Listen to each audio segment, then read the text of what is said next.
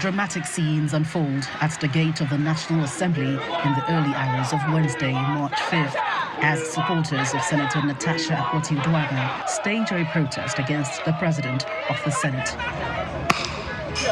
The demonstration took a tense turn as security operatives fired tear gas to disperse the crowd. Amidst the tension, the senator representing Kogi's Central Senatorial District arrives the National Assembly complex in the company of her husband. Oh, good morning. She proceeds to settle down in her newly assigned seat, which was a nodal point of the ongoing controversy. And as the Senate president makes his way into the chamber, she did not offer him the customary gesture for presiding officers. The president of the Senate, Senator Akpabio, started plenary by dismissing allegations of sexual harassment. This is the first time he would be commenting on the issue since the allegation was made public by the Kogi lawmaker. I would like to state clearly that at no time did I ever attempt any sexual harassment on the said distinguished Senator Akpabio or any other woman for that matter. I have the highest regards for women. I also wish to state that I also have 4 beautiful daughters. So at no time will I ever harass any woman. Even as a state governor, I was awarded various awards. One of them was the one you wish to know, the most gender-friendly governor in Nigeria. Immediately after, Senator Akpabio invokes Order 40, raising a petition. The petition is in my name against the President of the Nigerian Senate, His Excellency Senator Godswill Akpabio, for sexual harassment, abuse of office, and malicious obstruction of my legislative functions. So if it may please you, I would humbly step forward and lay this petition. Thank you. You may proceed.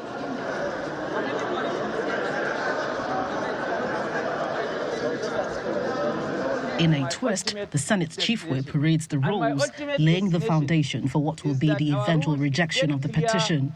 An unambiguous terms in Rule 40 and specifically Rule 7 states that Senate should not receive or deliberate on any matter to which actions are pending in any court of law. There is an immediate pushback from Senator Akpabio. I beg to differ that this matter is sub judice. And I stand on privilege 10, Order 10, which is on privileges. Sorry. Dear Senate President, please, with due respect, do you mind? I have raised an Order 10, privileges, sir, please. So permit me to speak without my microphone being silenced, dear sir, President of the Nigerian Senate. Order 10 on privileges. Coincidentally, I'm hearing you. Your refusal to accept and treat my petition before the Senate Committee on Ethics and Privileges and Abuse of my privileges, and I say forth that this matter is not sub judice, it is not before the court.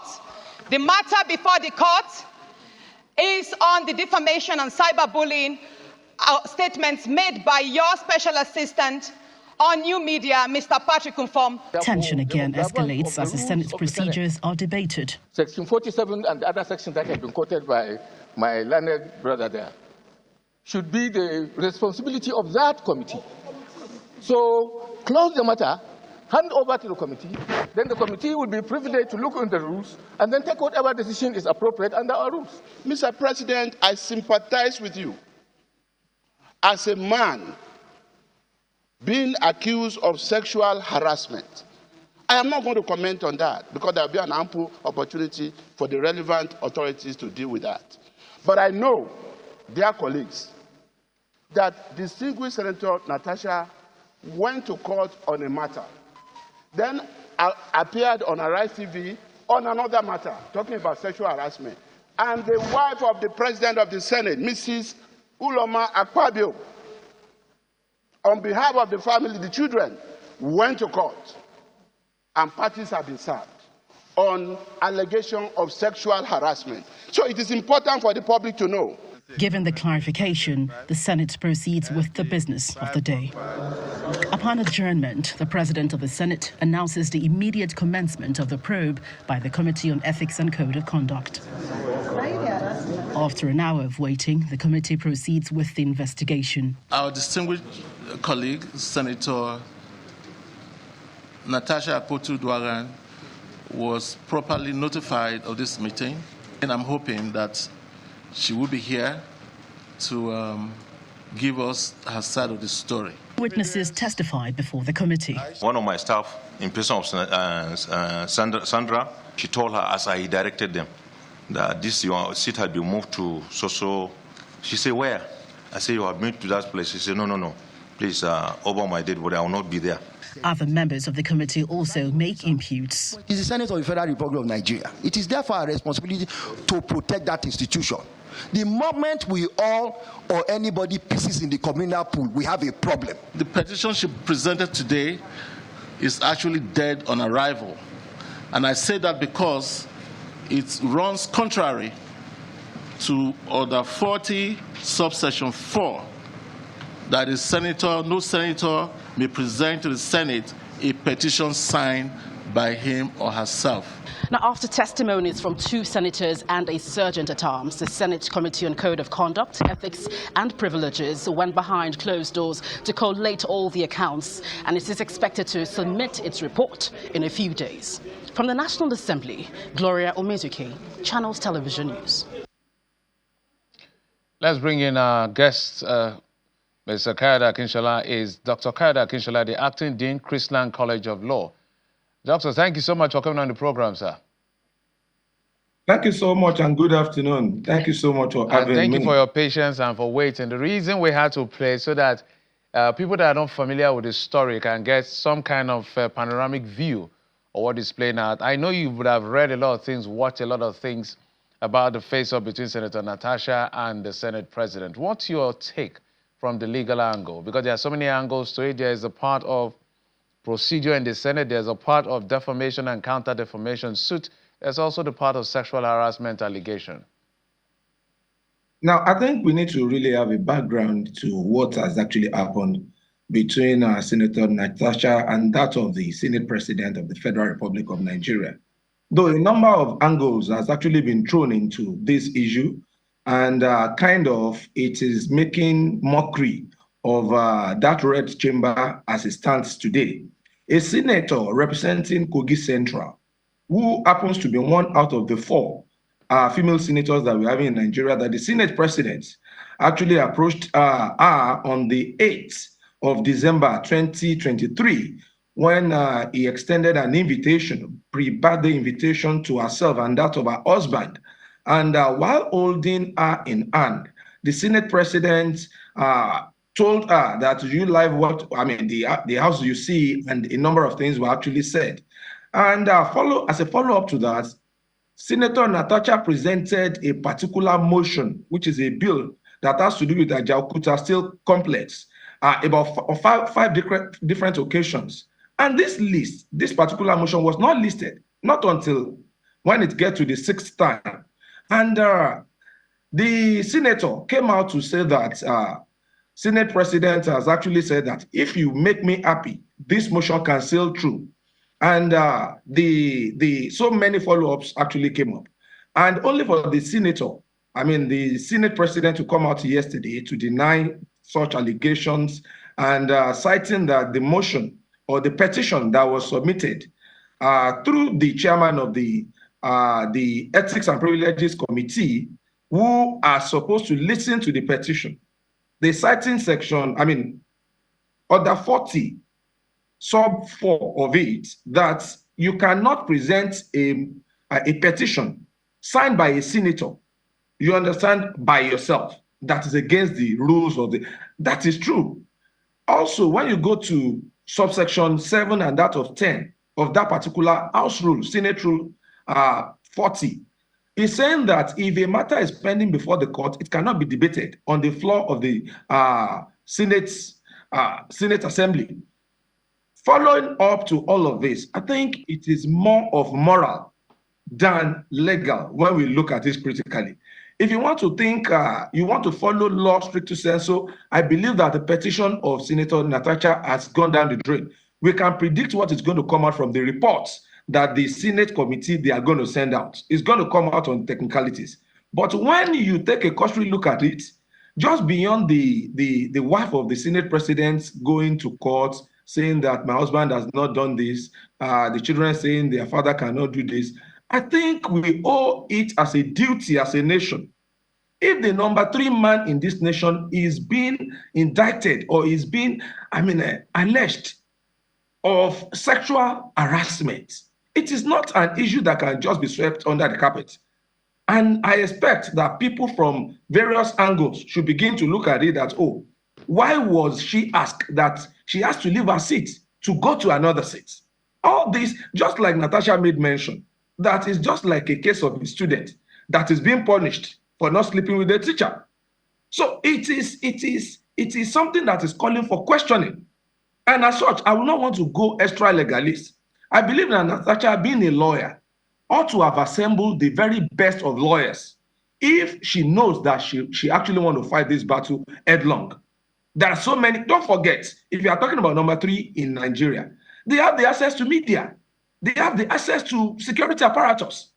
So we are expecting the very best assemblage of lawyers who knows their onions, who could stand where occasion demand, unlike this particular. Otherwise, you will just see, the person that's been alleged sitting tight in the office and you're thinking that you are going to be having any negative reports coming out against him. So at the end of the day, what we have now, of course, the petition is being buried on the premise of technicality because they don't want to maybe subjudice and procedural flaws. What is in court is basically defamation. Do you think she should proceed to court or institute a suit of sexual harassment if she can't get quote-unquote justice from the Senate? And what is, people are saying the Senate president should step down on moral ground. Is that a good call?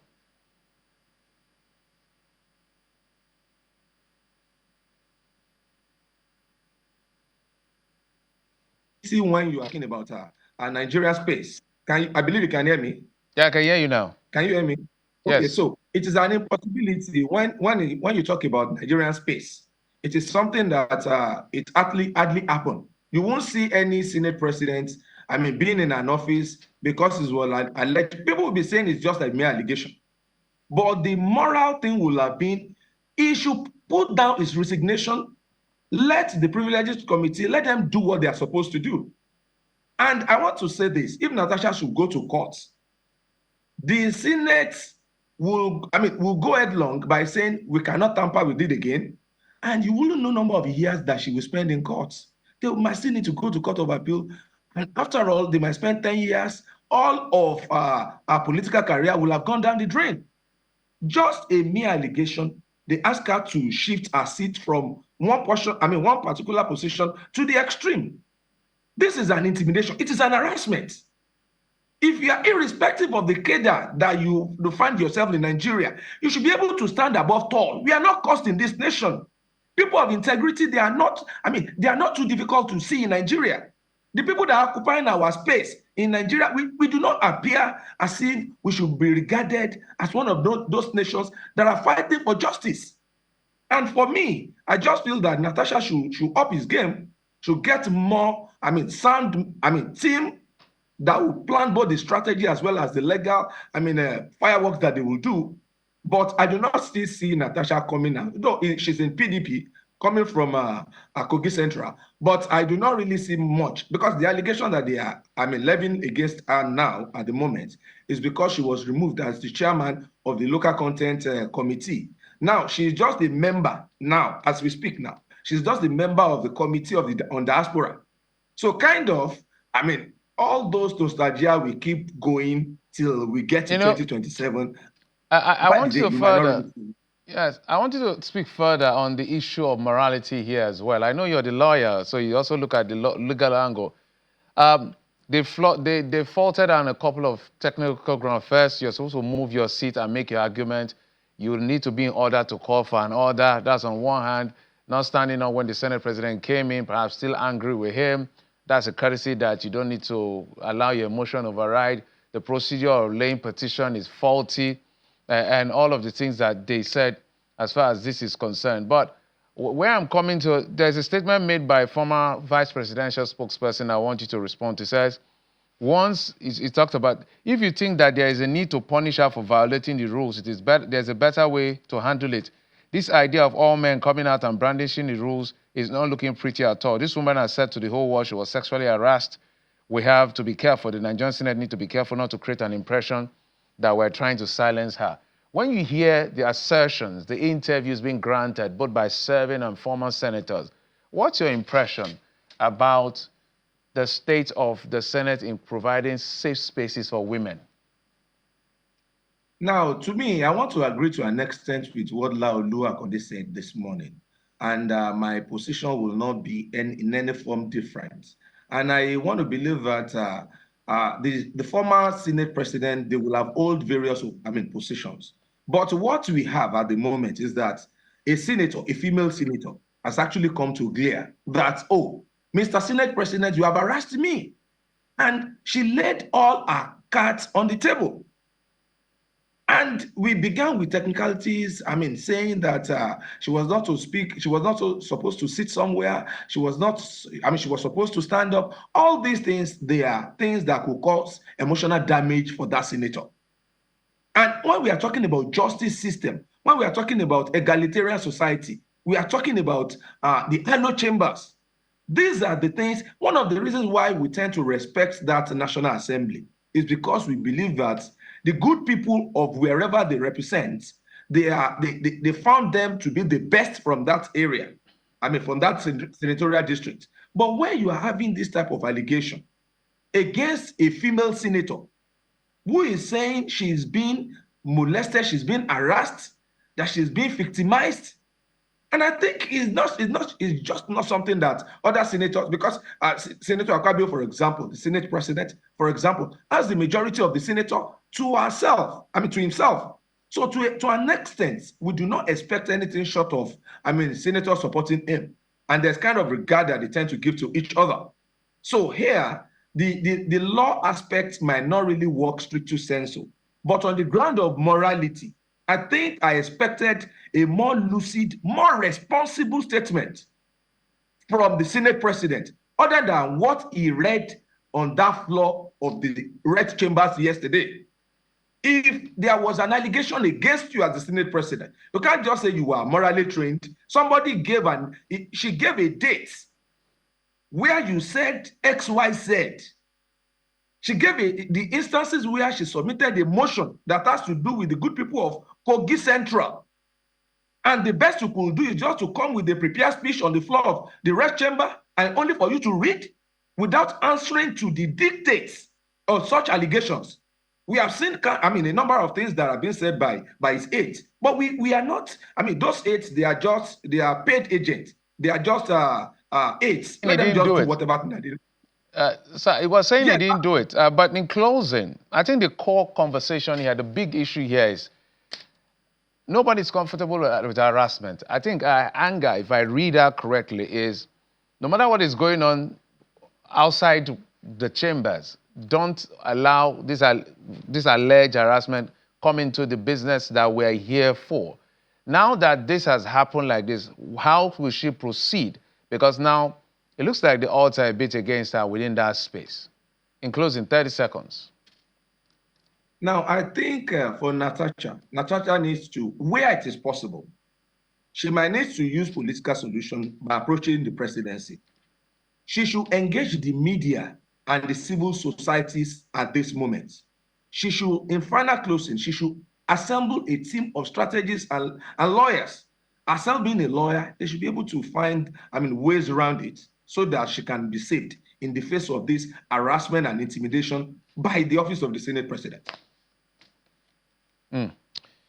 Almost, thank you so much, sir. And I wish we had more time, but we had to roll that report so that the purpose of the audience is for them to grasp exactly what we're dealing with, because it's an ongoing conversation. It has not ended because I know it's a battle. It's almost an institutional battle here. I must thank you so much, Dr. Kayode Akinshola, Acting Dean, Chrisland College, Faculty of Law, Chrisland College. Thank you so much, sir, for coming on the program. We appreciate you, sir. Thank you so much for having me.